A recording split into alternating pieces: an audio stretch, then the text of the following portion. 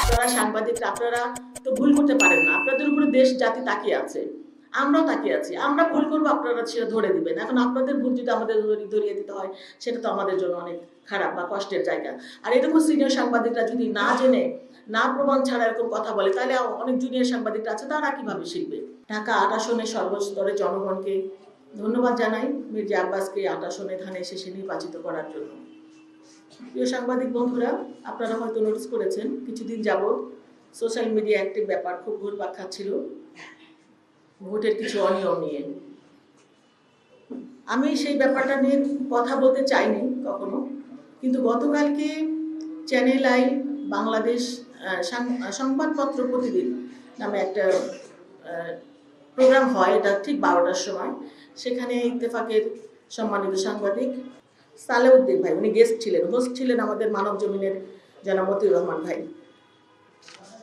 তিনি কিছু কথা বলেছেন। তিনি বলেছিলেন যে সিদ্ধেশ্বরী বয়েজ স্কুলের যে ঘটনাটা কেন্দ্র করে যে সোশ্যাল মিডিয়ায় যে খবরগুলো এসেছে সেটা নিয়ে তিনি বলতে চাচ্ছিলেন যে ওখানে আমি গিয়েছি, কারণ আমি নির্বাচনে যে প্রার্থী মির্জা আব্বাসের প্রধান নির্বাচনী এজেন্ট, সেজন্য আমি প্রার্থী যেটা করতে পারি, যে জায়গায় যেতে পারে সেই এক্সেসগুলো আমারও আছে, সেই জন্য আমি যেতেই পারি। এটা আমার যাওয়াটা সঠিক ছিল এবং আমি যে তাদেরকে চার্জ করছি সেটাও সঠিক ছিল। কিন্তু তারপরে তিনি যেটা বলেছেন যে আমি যাওয়ার পরে যে অবৈধ ভোটগুলোকে বৈধ করানো হয়েছে সেটা নিয়ে নাকি মামুনুল হক সাহেব বলেছেন যে তার আসনেও বৈধ করা দরকার, সেটার পক্ষে উনি কথা বলেছেন। তো আমি আসলে সেই জিনিসটা ক্লিয়ার করার জন্য আজকে আপনাদেরকে ডেকেছি। আমি 12 তারিখে 5:30 6টার দিকে আমি জানতে পারলাম সিদ্ধেশ্বরী বয়েজ স্কুল থেকে আমাদের পোলিং এজেন্টরা ভিতর থেকে বারবার আমাকে নক করছিল, এখানে অনিয়ম হচ্ছে, অনেক অনিয়ম হচ্ছে, একটু পারলে এখানে আসেন। আমি তখন দৌড়ে চলে গেলাম, গিয়ে আমি দরজা নক করছি, বারবার নক করছি, অনেকক্ষণ প্রায় আধা ঘন্টা পরে দরজাটা খুললো, ভিতরে যেতে দিবেই না। তারপরে গেলাম, ওখানে প্রিজাইডিং অফিসার ছিল শামসুল ইসলাম ইসলামী ব্যাংকের, এবং প্রায় 5-6 জন বিদেশি পর্যবেক্ষক ছিলেন ওই রুমটার মধ্যে।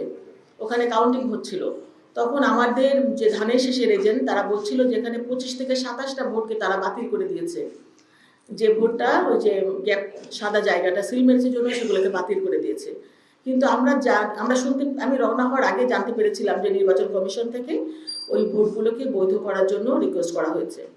তখন আমি প্রিজাইডিং অফিসার শামসুল ইসলামকে বললাম যে এই ভোটগুলো তো নির্বাচন কমিশন থেকে বৈধ করার জন্য বলা হয়েছে।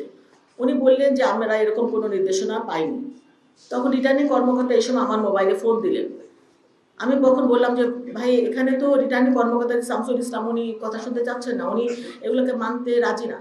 তখন উনি বললেন ওনাকে ফোনটা দেন। আমি ফোনটা সাইফুল ইসলাম আমি স্পিকারে রেখেছিলাম ফোনটা আমার। স্পিকারে বিদেশি পর্যবেক্ষকরাও শুনছিলেন, বিভিন্ন প্রার্থীর এজেন্টরাও শুনতে পাচ্ছিলেন, ধানের শেষের এজেন্টরাও শুনতে পাচ্ছিলেন, এবং ওই কক্ষের ভিতরে যারা ছিলেন সবাই স্পষ্ট শুনতে পাচ্ছিলেন যে স্পিকারে রিটার্নিং কর্মকর্তা বলছিলেন যে নির্বাচন কমিশন থেকে নির্দেশনা এসেছে এই এই ধরনের ভোটগুলোকে বৈধ করে দিতে। এখন এটা বাস্তবায়ন করবেন কি না করবেন সেটা সম্পূর্ণ আপনার ব্যাপার।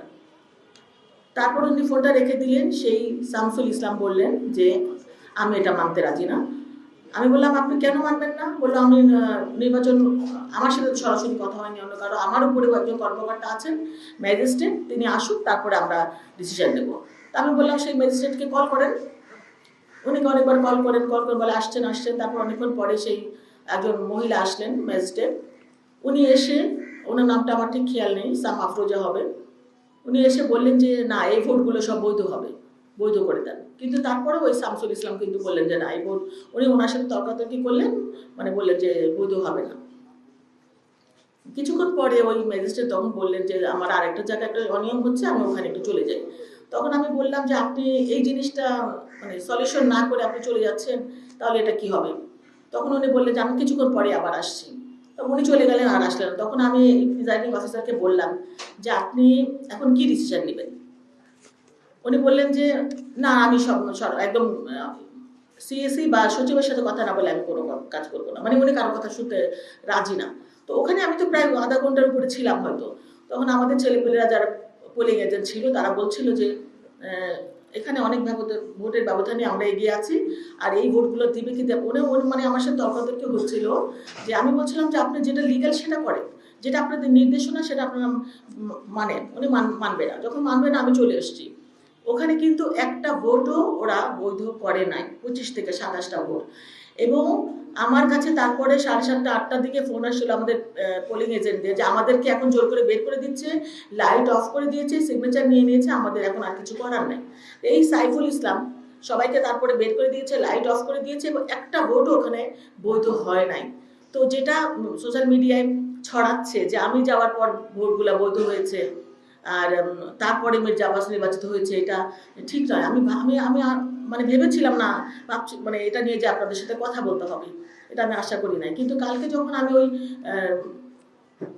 চ্যানেল আইয়ের নিউজটা আমি মানে সংবাদপত্র ওনার কথা যখন শুনলাম, ওনার নাম হলো ইত্তেফাকের সাংবাদিক সালেউদ্দিন ভাই, উনি বলছিলেন যে আমি গিয়েছি এবং আমি যাওয়ার পরে ভোটগুলো বৈধ হয়েছে, তাহলে অন্য জায়গায় ভোট কেন বৈধ হবে না, এবং আমি গিয়েছি, এটা রাইট আছে, এটা উনি বলছিলেন যে উনি গিয়েছে, ওটাও ঠিক আছে, এবং ভোটগুলো বৈধ হওয়া দরকার, এটাও ঠিক আছে। তো কথা হচ্ছে যে এখানে যদি বৈধ হয় তাহলে ওখানে হবে না কেন? তো ভাই আমি যেটা বলতে চাচ্ছি, কোনো ভোটই ওখানে বৈধ করে নাই। আর এইরকম প্রত্যেকটা কেন্দ্রে আমি তারপর বের হওয়ার পরে শুনছিলাম ideal school, Kamalapur girls school, অনেক স্কুল, আমাদের প্রত্যেকটা কেন্দ্রে 70টা 75টা 40টা 50টা করে ভোট এরকম করে বাতিল করে দিয়েছে। এই ভোটগুলোকে যদি বৈধ করা হতো তাহলে কিন্তু অনেক কয়েক হাজার ভোট আরো বেড়ে যেত মির্জা আব্বাসের। তো আপনাদেরকে ডেকেছি এটার জন্য, কোনো ভোট বৈধ করা হয় নাই। তারপরও আমি রিটার্নিং কর্মকর্তার অফিসে গিয়েছি রাত্রে 9টার দিকে, এবং আমি লিখিত একটা চিঠি কমপ্লেন দিয়ে আসছি যে এই ভোটগুলোকে যেন বৈধ করা হয়, কিন্তু এখন পর্যন্ত সেটা করা হয়নি।